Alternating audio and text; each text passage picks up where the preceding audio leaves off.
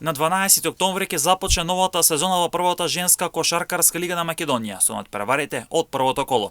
Кошаркарската елита на Македонија во женска конкуренција е поделена на група А со 8 екипи и група Б со 8 екипи. Во групата А ќе се надпреваруваат брнител на трофеот Баскет Кам, потоа Бадел, Патриотот Делчо, Куманово Гризли, Крива Паланка, Вардар, МЗТ Скопје и Пробаскет.